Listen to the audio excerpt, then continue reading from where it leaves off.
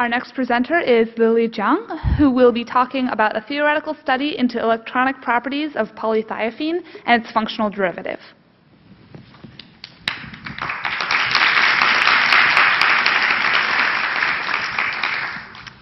In the year 2000, Nobel Prize in Chemistry was awarded for the discovery of conducting polymers.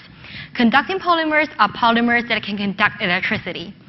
This discovery is very important because it opened the possibility of constructing organic solar cells in the future. And as one of the key members of conducting polymers, polythiophene is considered as one of the most appropriate materials used in the construction of conducting polymers. So in order to further explore these fascinating applications, we need to learn more into the inner structure of polythiophene. That is exactly what we do here in our project, to study the electronic properties of polythiophene by constructing a computational, or we say theoretical model. The construction process can be divided into three phases. First, there is already an established Su-Schrieffer-Heeger model in our field which can be used to describe polyacetylene. And then what we do is that to extend that model to polythiophene, that we mean an established Su-Schrieffer-Heeger model. Lastly, we extend the model to a three-dimensional way so that we can further improve the accuracy of our model. So let's first start with the Su-Schrieffer-Heeger model. Su-Schrieffer-Heeger model has a very important concept here, that is the Hamiltonian. Hamiltonian is defined as a fundamental operator in quantum mechanics that can give the total energy level of a certain system.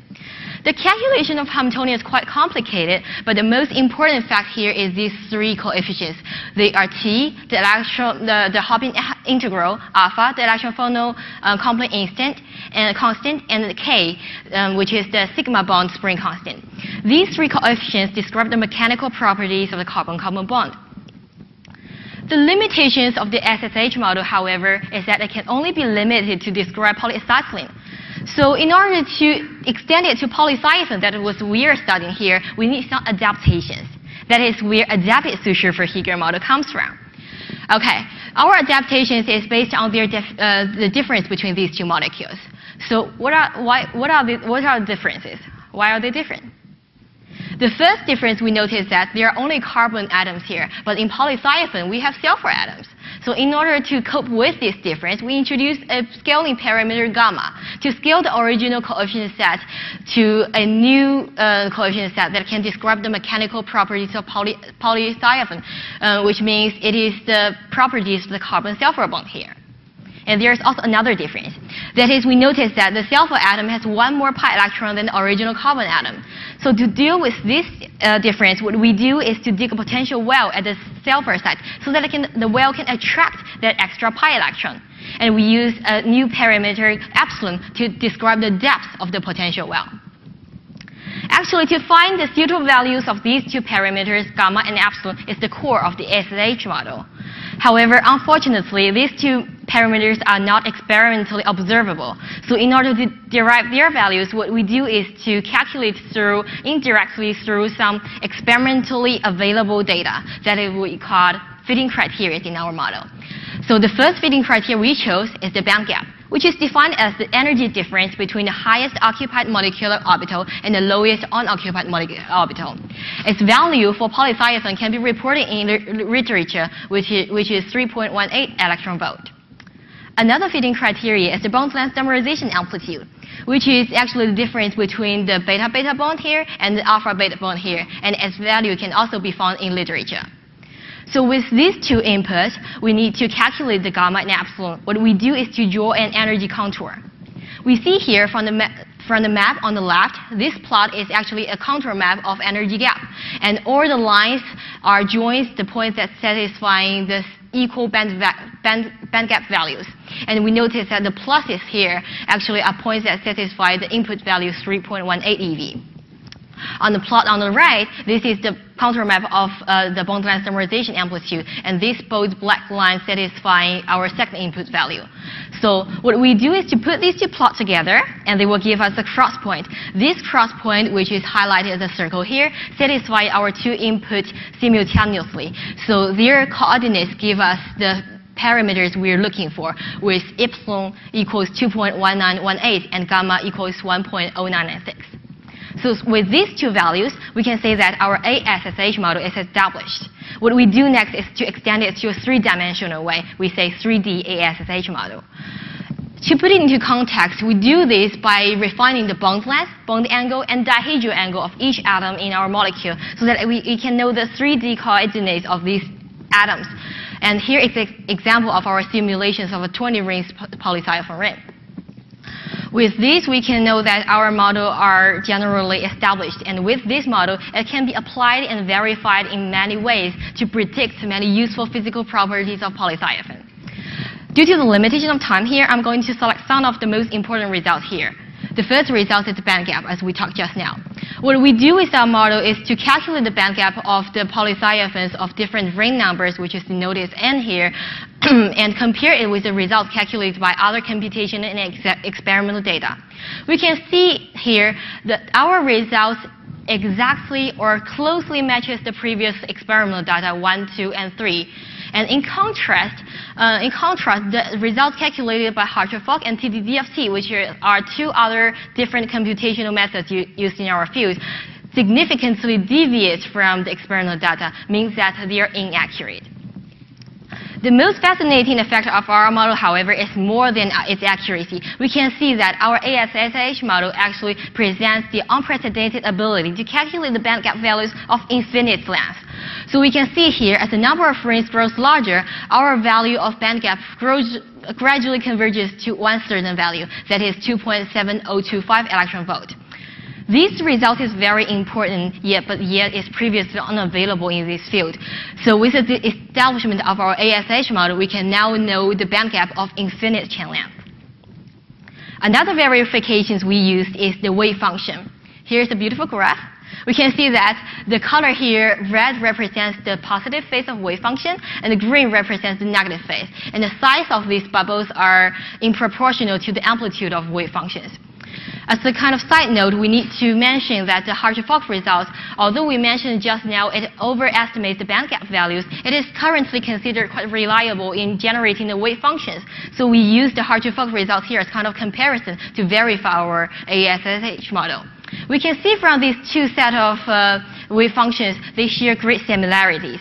So that means our model is verified in another aspect. Okay, so with this validated data, we can now use our model safely to predict many other useful physical functions, physical properties of our polythiophene. The example we choose here is density of states. Density of states is a very important physical property. It describes the number of states at each energy level that is able to be occupied. And here is a graph drawn by our ASH model, which describes the density of states in a 20-ring polythiophene. This graph is very important because people will use this graph later to derive the absorption spectra of polythiophene, and then it can be used in the construction of organic solar cells. And this data is actually the very first time we are able to draw this graph accurately with our model. And before this, no one can draw this graph. So this is a very important application of our model. Also, our model is not only limited to polythiophene itself, it can be also extended in many ways. One of the extensions is that it can be extended to doped polythiophene. That is, polythiophenes that has already been extracted or added several pi electrons. We can see from the set of graphs here, upon doping, the band gap read from the graphs here gradually reduces. And this exactly explains why and can predict how the conductivity of polythiophene will gradually increase upon the process of doping.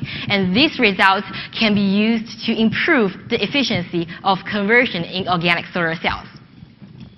So in conclusion, in the past 6 weeks, we successfully constructed the very first accurate and efficient theoretical model in our field that can be used to describe polythiophene, doped polythiophene, and also its derivatives, which are polythiophenes with carbon atoms attached to its polythiophene rings. And this model can predict many useful physical properties that are previously unavailable in this field. Lastly, I would like to extend my heartfelt thanks to many people here, the Center for Excellence in Education, of course, and MIT Institute. And also, I would like to thank my mentor, Professor Lin, and the graduate students and PhD students in our lab. I would like to thank my tutor, Dr. Ann Lai, who helped me a lot, and also my counselor, Varun, and Mike Jin, who helped me revise my paper. Thank you so much.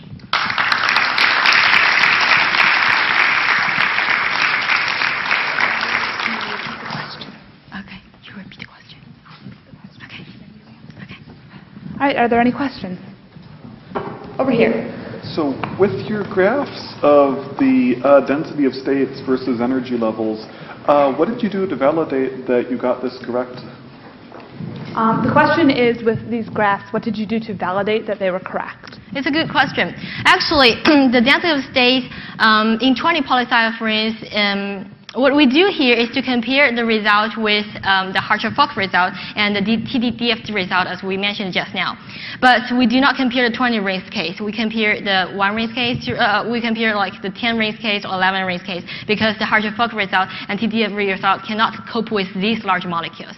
However, these results are quite inaccurate. So what we can see here, that results over. When we do that graph, the TDDFT graph, actually the band gap is much wider than our results, which means that although we do not know whether our results can be accurate by this comparison, at least we know that it's expected to be smaller than overestimations of Hartree-Fock.